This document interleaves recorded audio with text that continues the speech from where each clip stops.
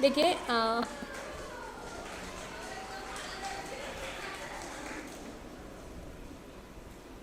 ये एक टेम्पलेट है ना। यदि यहाँ पे ये टेम्पलेट नहीं होती, हम जब नया MS वर्ड खोलते हैं तो हमारे सामने ऐसी फाइल होती, ठीक है। ये MS वर्ड की फाइल है, MS वर्ड, माइक्रोसॉफ्ट वर्ड या सिर्फ वर्ड, ठीक है। और वर्ड पैड, आप अभी कंफ्यूज हो गए थे वर्ड पैड और वर्ड में।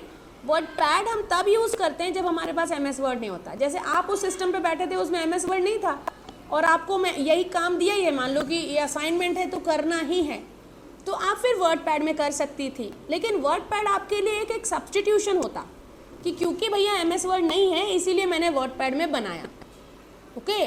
लेकिन MS वर्ड है तो हम MS वर्ड में ही बनाएंगे, ठीक है। MS वर्ड को जब हम खोलते हैं तो ये MS वर्ड की एप्लीकेशन विंडो हो गए और इसमें यहाँ हमें सामने पेज दिखाई देता है। ये जो पेज है ये हमारा वर्क एरिया है, ठीक है। ये हमारा वर्क एरिया है। हर एप्लीकेशन का वर्क एरिया अलग अलग होता है। MS वर्ड का जो वर्क एरिया होता है वो पेज कहलाता है, उसी में हम काम करते हैं, ठीक है। और जैसा कि मैंने पहले भी बताया था डॉक्यूमेंट फॉर्मेटिंग के टाइम पे कि हमारे पास यहाँ हर पेज में यहाँ एक रूलर होता है। ये रूलर से मुझे पता चलता है कि मेरे पेज में कितनी स्पेस अवेलेबल है जहाँ पर मैं लिख सकती हूँ। रूलर जो है दो होता है, देखो, एक तो ये ऊपर है हॉरिजॉन्टल और इधर एक लेफ्ट में दिखेगा वर्टिकल। इसमें यहाँ इधर में एक डार्क एरिया है, ये मार्जिन एरिया है, और इधर में ये वाइट एरिया है। तो ये जो चिन्ह है ये इंडेंट है, लेफ्ट इंडेंट, और यहाँ कॉर्नर पे राइट वाली साइड पे ये राइट इंडेंट। तो लेफ्ट इंडेंट और राइट इंडेंट का बीच का जो हिस्सा होता है केवल उतना ही हम, हमारे लिए वर्क एरिया, हम उतने में ही लिखते हैं। टाइप करेंगे तो उतने में ही हम टाइप कर पाएंगे। यदि मुझे थोड़ी सी ज़्यादा स्पेस चाहिए तो फिर उसके लिए हमारे पास पेज सेटअप होता है, ठीक है ना, उसके लिए हम डॉक्यूमेंट सेटअप करते हैं। यदि मुझे पहले से ही मालूम है सेटिंग्स, यदि मुझे पहले से ही सेटिंग्स मालूम है, देखो दो बातें होती है। कई बार हमें टाइपिंग करना प्रायोरिटी पे होता है तो हम टाइप कर लेते हैं, बाद में हम सोचते हैं कि यार ये जो लिखा है मैंने उसके लिए मेरे को ये कागज़ चाहिए, इसकी ऐसी सेटिंग चाहिए, तो हम डॉक्यूमेंट सेटिंग बाद में भी कर पाते हैं। लेकिन कई बार मुझे पहले से ही मालूम है कि मेरा पैराग्राफ का इंडेंट यहाँ होना चाहिए, मेरे पैराग्राफ के बीच में डिस्टेंस इतना होना चाहिए, चीज़ पहले से ही मालूम है। तो जब चीज़ें मुझे पहले से मालूम है तो हम पहले से सेटिंग करके रख सकते हैं। दोनों बातें हो सकती हैं, बाद में भी की जा सकती है, पहले भी की जा सकती है। तो मुझे लगता है कि नहीं, मार्जिन कुछ ज़्यादा है।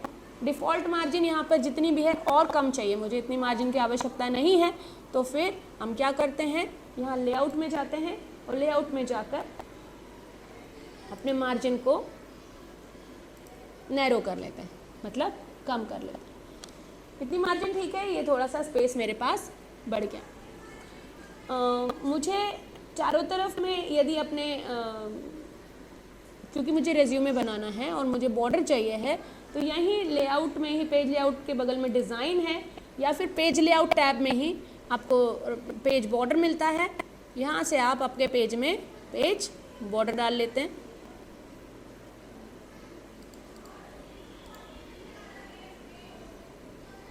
और ये पेज बॉर्डर आप इसको ओके कर सकते हैं। ये आपके पेज में चारों तरफ बॉर्डर आ गए। आपको लगता है कि नहीं ये बॉर्डर थोड़ी सी कलरफुल होनी चाहिए, तो आप क्या करते हो, यहाँ पेज बॉर्डर पे जाओगे और यहाँ पर पेज बॉर्डर का कलर डाल दो।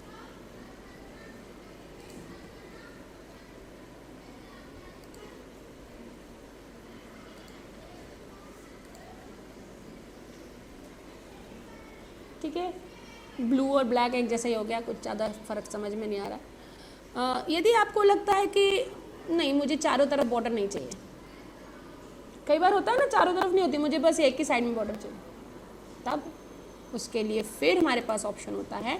और यहाँ पर पेज बॉर्डर में हम वापस से जाएंगे, लिखा है यहाँ पर देखो कौन सा डायलॉग बॉक्स है, बॉर्डर एंड शेडिंग। जब मुझे पेज बॉर्डर में जाना होता है तो हम border and shading dialog box खुलता है।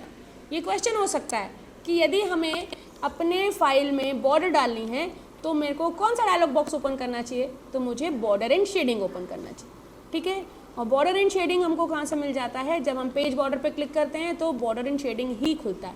हालांकि उसके लिए दूसरी और भी जगह हैं जहाँ से वो आता है, लेकिन पहली जगह जहाँ पे अपने को उसको ढूंढना चाहिए वो है बॉर्डर, पेज बॉर्डर। यहाँ पर मेरे पास 3 टैब्स हैं, बॉर्डर, पेज बॉर्डर और शेडिंग। ये वाला जो बॉर्डर है ये लिखी हुई चीज़ों के ऊपर चारों तरफ बॉर्डर है। मान लो कि मैंने एक पैराग्राफ लिखा है और सिर्फ उस पैराग्राफ के चारों तरफ बॉर्डर चाहिए, तो ये वाला सिंपल वाला बॉर्डर लूँगी। यदि मुझे पूरे फाइल पे बॉर्डर चाहिए, मतलब पूरे कंप्लीट पेज पे चाहिए, तो मैं ये पेज बॉर्डर लूँगी। और यदि मुझे बॉर्डर के बीच में जितना भी एरिया में मेरे को लिखना है उसके पीछे कलर चाहिए, तो मेरे पास ऐसे शेडिंग है, ये शेडिंग है। अभी फ़िलहाल मेरे को ये जो बॉर्डर आई है, ये बॉर्डर जो है ये चारों तरफ एक जैसी है, ये एक जैसी बॉर्डर नहीं चाहिए। तो फिर मैं क्या करूँगी, यहाँ पर आप देख सकते हैं ये क्या है, सेटिंग्स है। अलग अलग टाइप की सेटिंग है। पहला है नन, नन करेंगे तो कोई बॉर्डर नहीं रहेगा। फिर है बॉक्स करेंगे तो चारों तरफ बॉर्डर आ जाएगी, जो कि डिफ़ॉल्ट होता है। आपको बॉर्डर के पीछे शेडो चाहिए तो आप ये शेडो कर दीजिए, तो इसमें ये से शेडो टाइप आ जाएगा। आपको बॉर्डर में थोड़ा 3D बॉर्डर चाहिए तो ये कर दीजिए, तो थोड़ा 3D टाइप बॉर्डर आएगा। ठीक है, यहाँ पे कुछ खास फ़र्क पता नहीं चल रहा है, थोड़ा सा बॉर्डर चेंज करोगे तो थोड़ा समझ में आएगा। आपको यदि कस्टम चाहिए, मतलब अपने हिसाब से चाहिए, तब आप कर सकते हैं। अच्छा, मैं कहूँ कि मुझे चारों तरफ अलग अलग कलर की बॉर्डर चाहिए, हो सकता है? कैसे? मतलब ऊपर अलग कलर की, राइट में अलग कलर की, बॉटम में अलग कलर की, लेफ्ट में अलग कलर।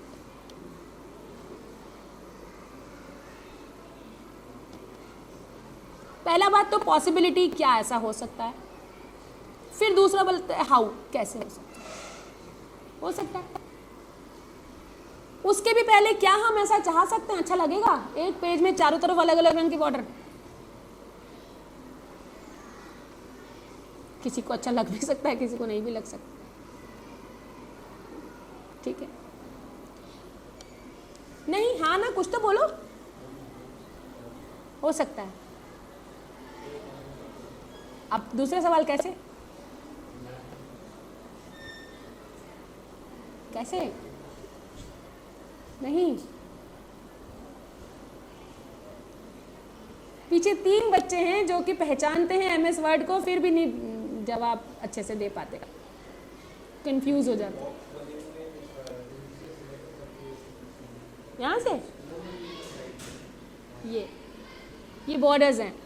ठीक है, तो यहाँ पर देखो, ये रहा आपका,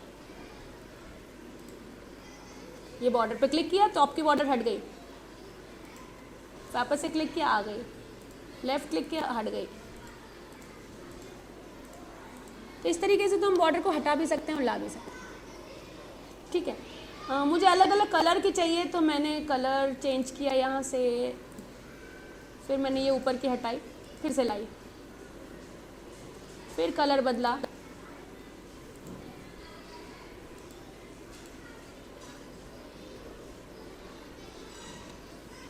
डिज़ाइन थोड़ी सी ज़्यादा ही पतली हो रही है, कुछ थोड़ी दूसरी टाइप की ले लेती हूँ।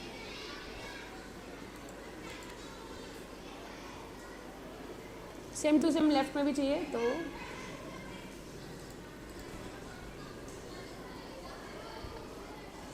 तो कर सकते हैं। तो एक चीज़ जो कंक्लूजन निकलता है वो ये है कि कंप्यूटर में हम जो चाहें वो कर सकते हैं।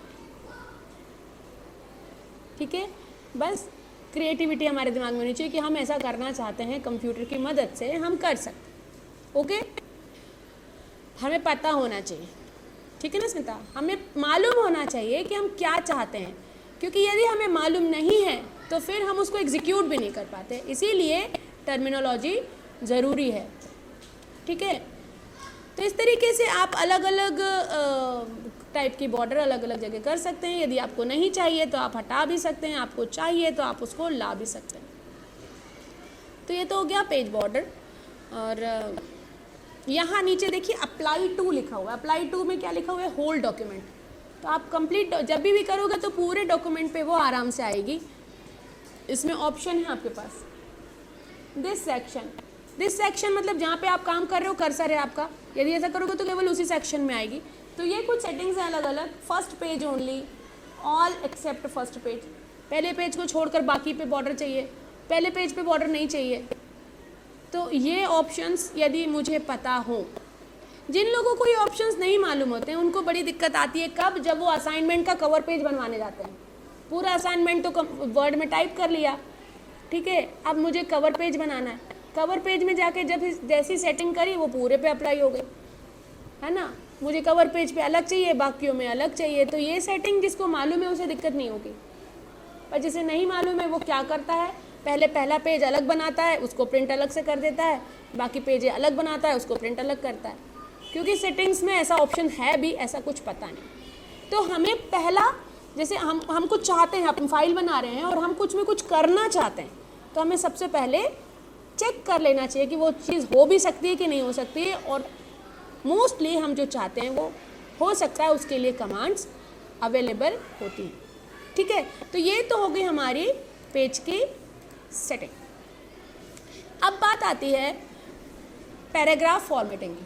पैराग्राफ फॉर्मेटिंग में हमने दो पैराग्राफ फॉर्मेट चीज़ें देखी। पहला देखा इंडेंट, दूसरा देखा स्पेसिंग। यदि मैं चाहती हूँ कि मेरे दो पैराओं के बीच में ज़्यादा स्पेस ना हो, तो यहाँ पर पहले से ही हम ये जो स्पेसिंग है ना, ये पैराग्राफ स्पेसिंग, इसको हटा के कम करके रख दें। मुझे स्पेस नहीं चाहिए, मतलब दो पैरा के बीच में स्पेस नहीं चाहिए। Indent, left indent 0, right indent 0, मतलब मेरा पैराग्राफ लिखना कहाँ से शुरू होगा, बिल्कुल इधर से, और ये यहाँ आखिरी तक जाएगा। मेरे को यहाँ आखिरी कोने तक नहीं लेकर जाने, तो मैं पहले से ही सेटिंग करके रखूँ कि नहीं भैया मेरे को थोड़ा सा जो है स्पेस चाहिए, तो मैं ये लेफ्ट वाले इंडेंट को बढ़ा सकती हूँ।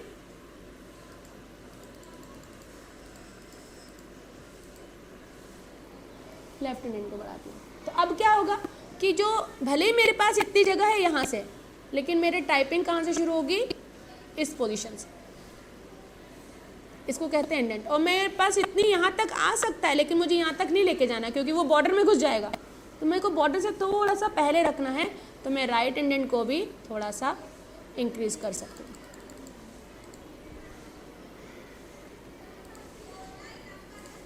ये देखिए 1 सेंटीमीटर मैंने दोनों को शिफ्ट कर दिया। लेफ्ट से 1 सेंटीमीटर आगे, राइट से भी 1 सेंटीमीटर वो थोड़ा सा पहले हो जाएगा।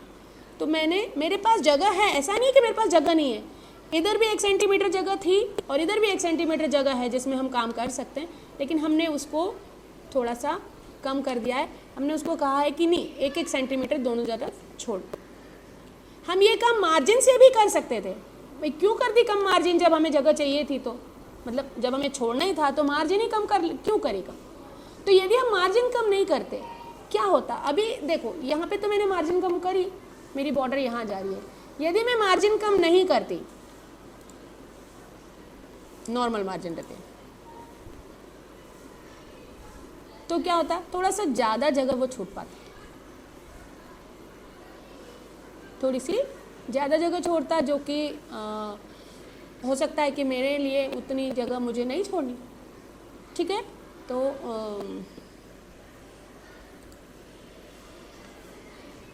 हम सिचुएशन के हिसाब से डिसाइड करते हैं कि हमें क्या करना है और क्या नहीं करना है। अब इसके बाद आती है पैराग्राफ फॉर्मेटिंग की बाकी की चीज़ों की, ठीक है। पैराग्राफ फॉर्मेटिंग में मैंने आपको बताया कि मेरे पास होता है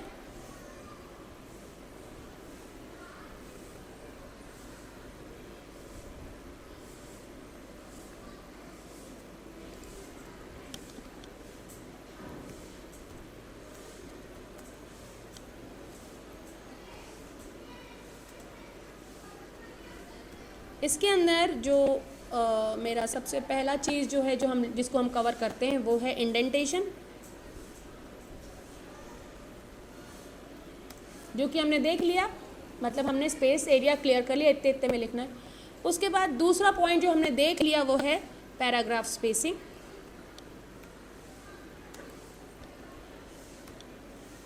इसके बाद जो चीज़ें हमने नहीं देखी वो क्या है, पैराग्राफ के बीच की दूरी तो हम कम ज़्यादा कर सकते हैं, पर लाइनों के बीच की दूरी भी तो हमें कम ज़्यादा करनी हो सकती है ना। तो यहाँ पर एक चीज़ और भी होती है, वो होती है लाइन स्पेसिंग। लाइन स्पेसिंग के लिए कुछ कॉमन कमांड्स हैं, यदि कीबोर्ड से काम करते करते करना हो, Ctrl+1, Ctrl+2, कंट्रोल प्लस शायद 5 में थोड़ा कंफर्म नहीं हूँ मैं।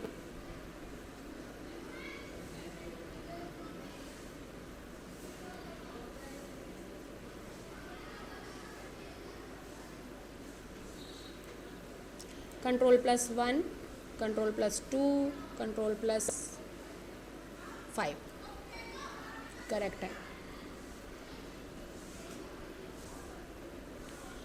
कंट्रोल प्लस 1 करने में 2 लाइनों के बीच में 1 पॉइंट का स्पेस आ जाता है।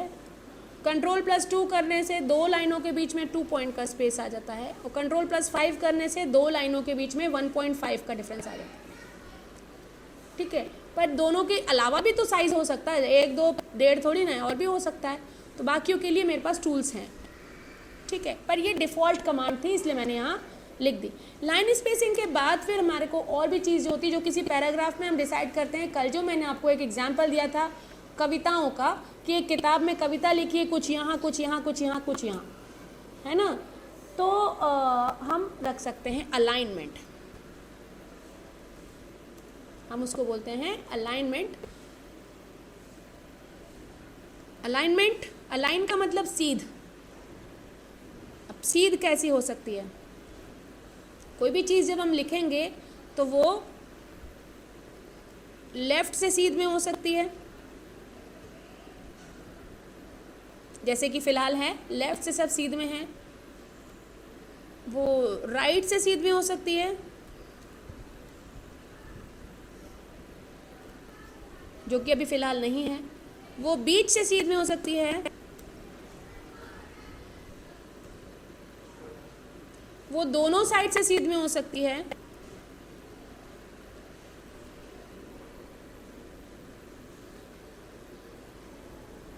ठीक है। और एक और होता है फोर्स जस्टिफाई।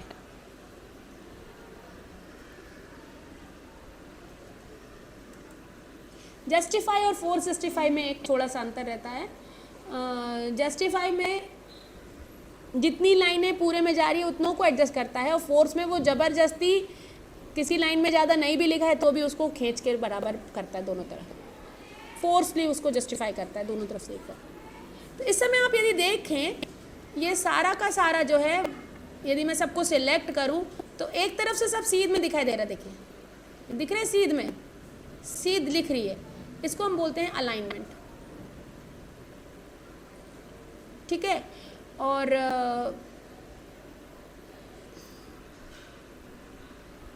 अभी इस समय कहाँ से सीध में है? इसकी सीध किस तरफ है? राइट से सीध में दिख रहा है, पक्की बात। तो ये राइट अलाइन हो गया।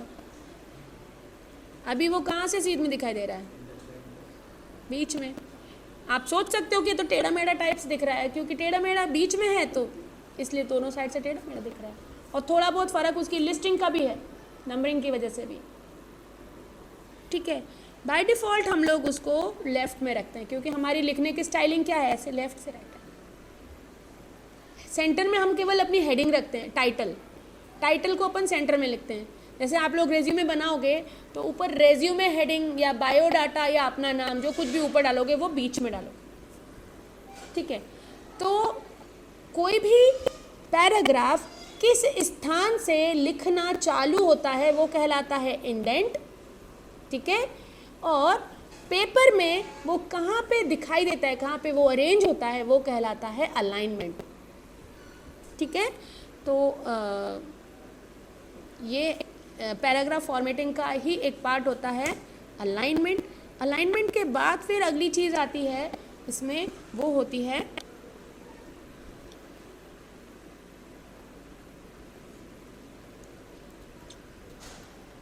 बुलेट्स एंड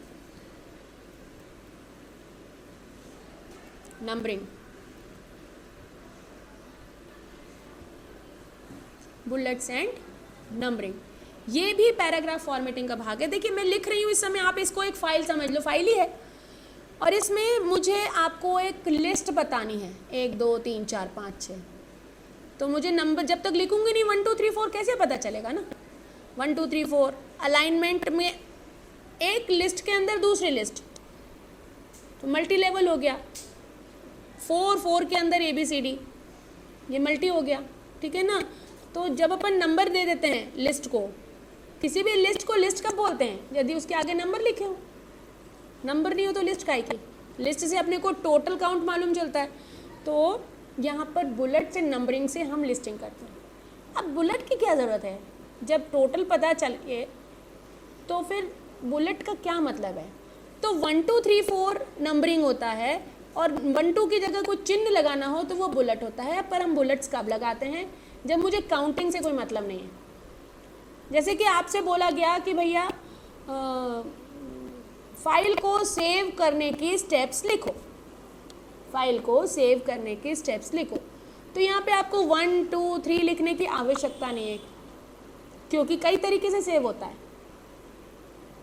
है ना। कंट्रोल S करके भी सेव हो जाता है, फाइल मेन्यू में जाके सेव पे क्लिक करने पर भी सेव हो जाता है, सेव के आइकन पे क्लिक करके भी सेव हो जाता है ना। अलग अलग तरीके से सेव हो जा रहा है। तो यहाँ पे 1 2 3 से कोई मतलब नहीं है ना, आपको पॉइंट से मतलब है। तो आप चाहे 1 2 3 लिखो, चाहो तो निशान लगा दो, तीर का निशान, टिक का निशान, फूल का निशान, किसी भी चीज़ का निशान।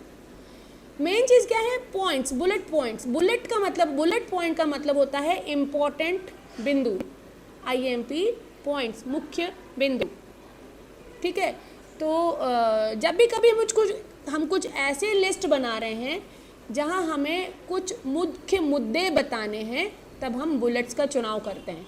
और जब हम कोई ऐसी चीज़ बना रहे हैं जहाँ पे मुझे लिस्ट करके बतानी है, मेरी कक्षा में कितने बच्चे हैं लिस्ट कर को, तो मुझे सारे बच्चों के नाम लिखने हैं और सवाल क्या है कितने बच्चे हैं, तो फिर मैं उसके आगे बुलेट नहीं लगाऊंगा, क्योंकि बुलेट लगाऊंगी तो फिर मुझे ऐसे 1 2 3 4 करके गिनना पड़ेगा, इतना थोड़ा ना मेहनत करना है।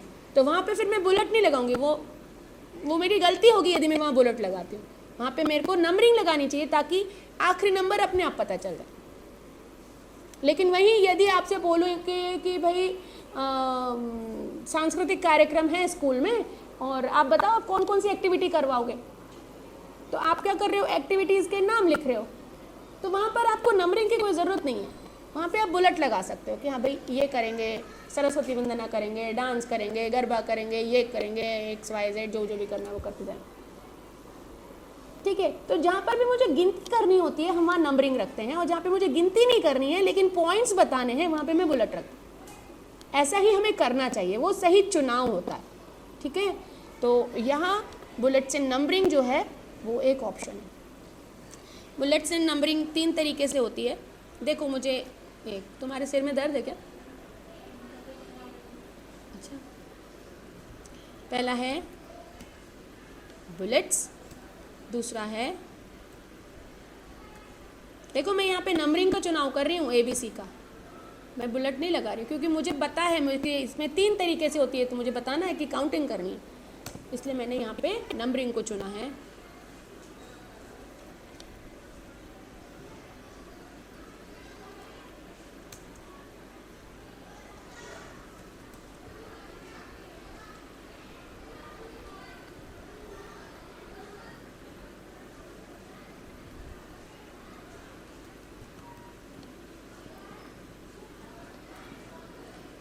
ठीक है।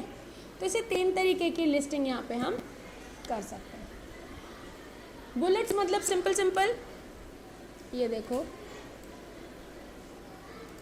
ये इतने सारे बुलेट हैं, कौन सा पसंद आ रहा है इनमें से?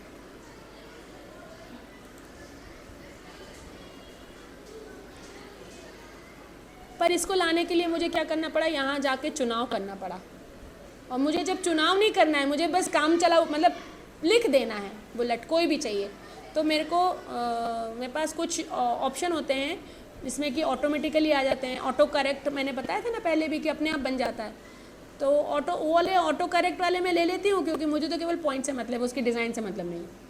तो वहाँ पर मैं 2 तरीके के चिन्ह यूज़ कर लेती हूँ।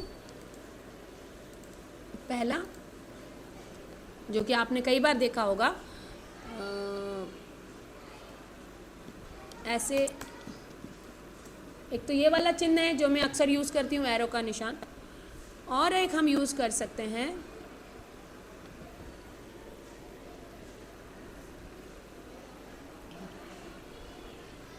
ये भी अपने आप आ जाता है, आप लोग समझ पाए कि फिर से बताऊँ? यदि मुझे लिस्ट बनानी है और या बुलेट्स लगाने हैं और मैं स्पीड में काम कर रही हूँ, स्पीड भी कम नहीं करनी है, मुझे पता है पहले से कि लिस्ट आनी है, तो मैं क्या करती हूँ, फट से जैसी लिस्टिंग आती है वैसे ही वहाँ मैंने ऐसे 2 बार डैश लगाया, एरो लगाया, तीर बन गया। और इस तीर को मुझे बुलेट में कन्वर्ट करना, अभी तो केवल तीर बना है, मुझे इस तीर को बुलेट में कन्वर्ट करना है, तो मैं दबा देती हूँ टैब वाला बटन, तो ये बुलेट बन जाता। अब क्या होगा, मैं कुछ भी लिखूँगी अपने आप वो आता जाएगा। तो बुलेट से नंबरिंग की खासियत है वो अपने आप होता जाता है, तो हमारी एक मेहनत बचती है ना। और यदि मुझे इसे तीर का निशान नहीं चाहिए, काला रंग का बिंदु चाहिए, तो काला बिंदु लाने के लिए मैं पहले यहाँ माउस लेकर जाऊँ, फिर यहाँ क्लिक करूँ, फिर यहाँ से चुनूँ, इतना करूँ उससे बेटर है। उतनी देर तक में मैं क्या कर लूँगी, उतनी देर में तो मैं बहुत सारे लिख लूँगी। तो मैंने क्या किया, शिफ्ट के साथ लगा 8, ऐसे स्टार का निशान बन गया, आप देख पा रहे हैं स्टार का चिन्ह बन गया, और फिर मैंने दबाया टैब, तो ये बन गया डिस्क या डॉट जो भी होना चाहिए। तो ये 2 हैं जो कि हम ऑटो करेक्ट कर लेते हैं, तो अपने हिसाब से हम जहाँ पे हमें किसी शोबाजी की या कुछ अलग से किसी स्टाइलिंग की ज़रूरत नहीं है, वहाँ हम इनका चुनाव कर लेते हैं। लेकिन जहाँ मुझे ज़रूरत है कुछ अलग तरीके की, आप असाइनमेंट बना रहे हैं कॉलेज का या कुछ स्पेशल कुछ कर रहे हैं, वहाँ पे मुझे वैरायटी की ज़रूरत है, तब मेरे पास यहाँ ऑप्शन होता है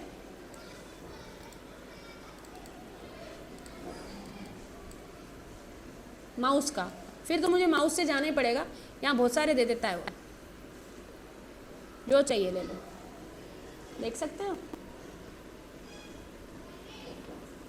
इनमें से कोई पसंद नहीं आ रहा है तो आपके पास नीचे और भी ऑप्शंस होते हैं, आप यहाँ जाइए और ये डिफाइन न्यू बुलेट में कर दीजिए और अपनी मर्जी का ले लीजिए। कोई सिंबल चाहिए, सिंबल पे चले जाओ, ये बहुत सारे सिंबल खुल जाएंगे, ले लेना अपने मनपसंद का सिंबल।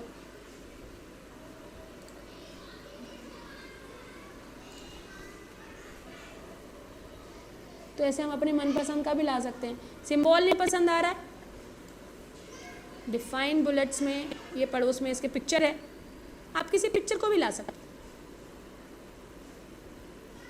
कोई इमेज भी आ जाएगी यहाँ। कौन सी इमेज लाएं,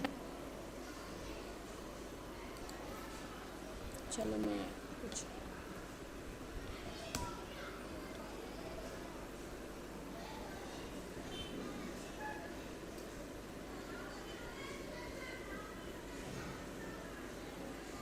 ये फ्लावर सर्च किया, मेरे को फ्लावर चाहिए, ठीक है। कौन सा फ्लावर अच्छी लग रही है, मेरे ख्याल से ये अच्छी है या फिर ये अच्छी है, चलो ये ले लेते।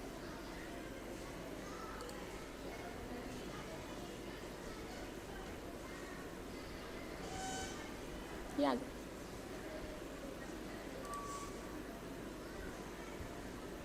तो किसी इमेज को भी बुलेट बना सकते हैं। और हम किस चीज़ को बुलेट बना सकते हैं, किसी फॉन्ट को लेके किसी कैरेक्टर को भी बना सकते हैं, ठीक है। तो यहाँ पर ये 3 ऑप्शन है। यहाँ पे अलाइनमेंट है, अलाइनमेंट क्या है, लेफ्ट का है, लेफ्ट में लिस्ट आएगी। आप ये अलाइनमेंट चेंज भी कर सकते हैं, राइट से भी आ सकता है, ये सेंटर से भी आ सकता है, ठीक है। आप इसको करके देखिएगा। बुलेट्स के बाद इसमें ये तो बुलेट्स हो गए, बुलेट नहीं चाहिए, नंबर चाहिए। तो नंबर तो 1 2 3 आता ही है। जब नंबर 1 2 3 है तो यहाँ पे हमको यहाँ तक जाने की आवश्यकता नहीं है, हम यहीं के यहीं, मैंने लिखा 1, फिर मैंने लिखा डॉट और फिर मैंने दबाया टैब, अपने आप वो लिस्ट बन गया। अब अपने आप देखो 1 2 3 आ जाता। 1 डॉट नहीं चाहिए मुझे, 1 ब्रैकेट चाहिए। तो हाथ से लिखते हैं तो अपन अक्सर वैसे ही लिखते हैं ना, एक लिखा ब्रैकेट लगाया फिर लिखे, ऐसे अक्सर आदत होती है अपनी। तो हमने लिखा 1, फिर मैंने लगाया ब्रैकेट, फिर दबाया टैब। हम जैसा चाहें वैसे कर सकते हैं। क्या मैं इसमें और भी कुछ कर सकती हूँ, मान लो कि मैं ऐसा करूँ, ये भी ठीक है। तो यहाँ पर हम इस तरीके से लिस्टिंग तो अपने आप कर सकते हैं, लेकिन फिर भी यहाँ मेरे पास ऑप्शंस हैं। देखो 1 2 3 हिंदी वाले चाहिए, 1 2 डॉट वाले चाहिए, ABC वाले चाहिए, कैपिटल वाला चाहिए, स्मॉल चाहिए, रोमन चाहिए, जैसा चाहिए जैसे, ठीक है। और इसमें भी और कुछ अलग चाहिए तो यहाँ से जाकर आप डिफाइन न्यू नंबर फॉर्मेट कर सकते हो, सेम टू सेम वही चीज़ें आ जाएंगी और यहाँ से आप इसको सुधार सकते हो। मान लो मैंने आपको टास्क दिया क्वेश्चन पेपर का, मान लो क्या मैं दूंगी ही सही आगे। एक क्वेश्चन पेपर का मैं आपको टास्क दिया और मैं चाहती हूँ कि उसमें लिखा हो प्रश्न 1, फिर नीचे हो उत्तर 1, फिर प्रश्न 2 उत्तर 2, प्रश्न 3 उत्तर 3, ऐसा। तब या सिर्फ प्रश्न 1, प्रश्न 2, प्रश्न 3, प्रश्न 4, ऐसे। तभी प्रश्न तो यहाँ कहीं लिखा नहीं ना, ये तो हमारे मन दिमाग की उपज है, हमें ऐसा चाहिए। तब तो कुछ ऐसी चीज़ें भी होती हैं जो हमारी अपनी खुद की पर्सनल दिमाग से निकलती है, उसको पहले से नहीं पता होता है कि हमको क्या चाहिए, तो वो सुविधा देता है कि ठीक है भैया आपको जो चाहिए वो कर लो। उसके लिए यहाँ पर हमको ऑप्शन दे के रखा है उसका। पहले तो चुन लो कैसा नंबर चाहिए, ABC चाहिए, 1 2 चाहिए, फर्स्ट सेकंड कैसा चाहिए चुन लो। मुझे नॉर्मल 1 2 ही चाहिए तो 1 2 रख दूँगी। और फिर उसके बाद यहाँ पर क्या दिया हुआ, ये है फॉर्मेट। यहाँ ऑलरेडी पहले से 1 लिखा हुआ है, इस लिखे लिखाए को मिटाना नहीं है। ऐसा नहीं है कि मुझे नया चाहिए तो पहले वाले को मिटा दिया, पहले जो लिखा था वो लिखा रहना चाहिए, बस जो मुझे चाहिए वो एक्स्ट्रा उसमें जोड़ देना है मुझे।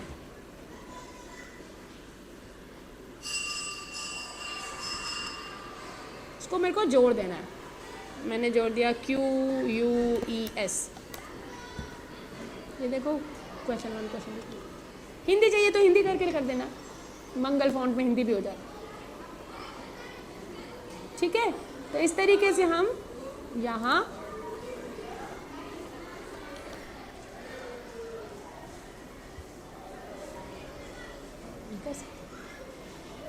तो हम अपनी मर्जी से भी लिस्टिंग बना सकते हैं, ठीक है। और मल्टी लेवल लिस्ट में क्या होता है, अभी जैसे आपने लिखा ये प्रश्न 2 या फिर ऊपर था ना अपना प्रश्न 1, ये 4 था, 4 में 4 के अंदर जब आप गए तो यहाँ पे ABCD आ गया अपने आप ही। अभी 4 के अंदर ABCD नहीं चाहिए, आप 4 के अंदर आपको 1 2 3 चाहिए, या फिर 4 के अंदर आपको रोमन वाला चाहिए, वो I ऐसा वाला चाहिए, तो आपको अपनी मर्जी का सूट चाहिए। तो फिर उसके लिए हम क्या करेंगे, उसके लिए हमारे पास है बुलेट्स और नंबरिंग के पड़ोस में एक मल्टी लेवल लिस्ट है। हम यहाँ जाएंगे, यहाँ पे अलग अलग टाइप के है, देखो लेवल, देख लो कौन सा चाहिए, 1 1.1 1 ऐसा वाला चाहिए, या फिर ऐसा चाहिए, या फिर ऐसा चाहिए, कैसा चाहिए, जो भी चाहिए ले लो। और नहीं इनमें से कोई पसंद नहीं आ रहा है तो खुद से भी यहाँ डिफाइन कर सकते, ठीक है। तो ये जो है यहाँ अपन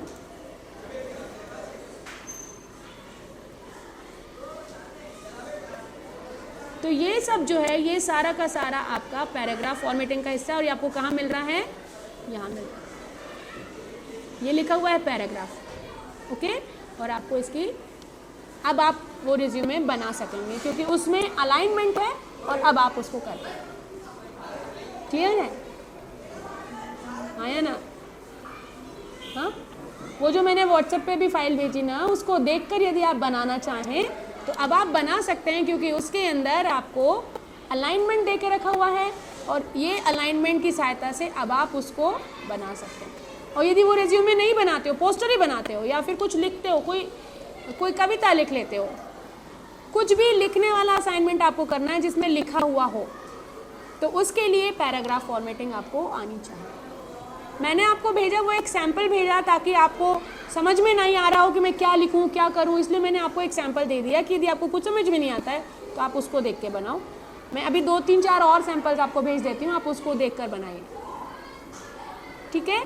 लेकिन वो असाइनमेंट करना आपके लिए ज़रूरी है और किसी भी डॉक्यूमेंटेशन में ये सबसे इम्पॉर्टेंट पार्ट है जो आज हमने देखा,